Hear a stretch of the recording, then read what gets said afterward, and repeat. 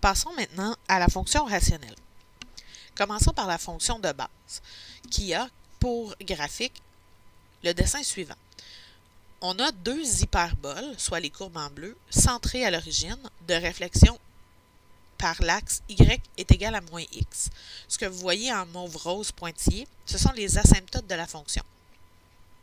La règle de cette fonction est 1 sur x pour la fonction de base. Quand on parle de fonction rationnelle, on parle d'une division, donc ici une fraction 1 sur x.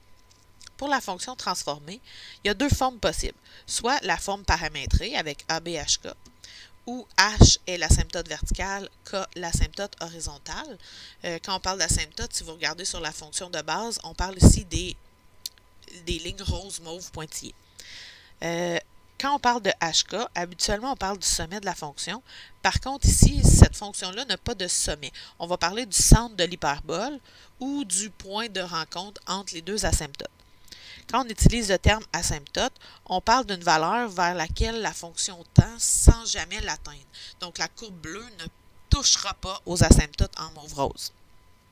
Pour la deuxième forme, on peut avoir linéaire sur linéaire, soit A1x plus B1, une fonction linéaire, A2x plus B2, une autre fonction linéaire, qui sont en fraction, en division. On verra plus tard comment passer d'une forme à l'autre. Ce qui est important de se souvenir, l'allure de la courbe. En fait, quand mes courbes sont dans le cadran 1 et 3, mon A est positif, et quand dans les cadrans 2 et 4, mon A est négatif. Ici, on parle du A dans la forme paramétrée A sur Bx moins H plus K. Il faut faire attention, on ne parle pas de A1 et A2, qui sont vraiment la pente de deux fonctions linéaires. Pour l'étude de la fonction, le même graphique que dans les autres fonctions qu'on a vues, vous pouvez utiliser votre cerveau comme d'habitude, mais tout ça sera dans Didacti. Voyons comment changer de forme. On va passer de la forme linéaire sur linéaire à la forme paramétrée. Donc, prenons deux fonctions linéaires et créons une fonction rationnelle, h de x, qui sera f de x sur g de x, qui nous donne ceci. Comme vous avez vu en quatrième secondaire, on peut diviser deux fonctions, qu'elles soient linéaires, quadratiques, du troisième degré, du quatrième degré. Ici, on a tout simplement deux linéaires, fait qu'on va utiliser la division avec le crochet. Et là, je me demande x fois quoi qui donne 5x? 5. Donc, je fais 5 fois x qui donne 5x, 5 fois moins 3 qui donne moins 15. Je soustrais le tout, ce qui me donne 1. Le 1, c'est le reste. Donc, c'est la partie qui n'a pas été divisée par x moins 3.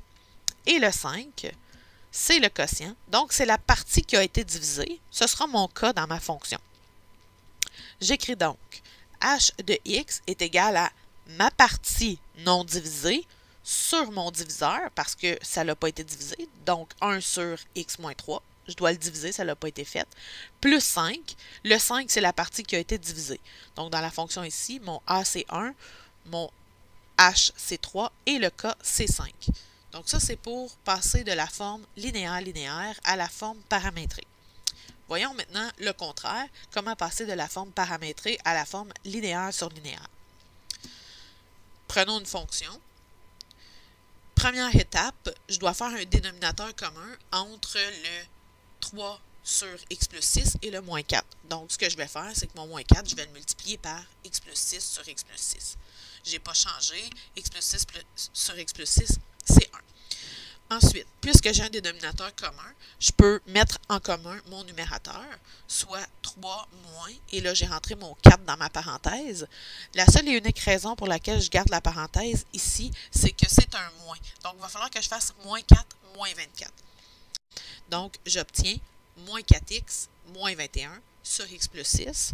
Ma réponse finale est donc moins 4x moins 21 sur x plus 6 et on a une forme linéaire sur linéaire.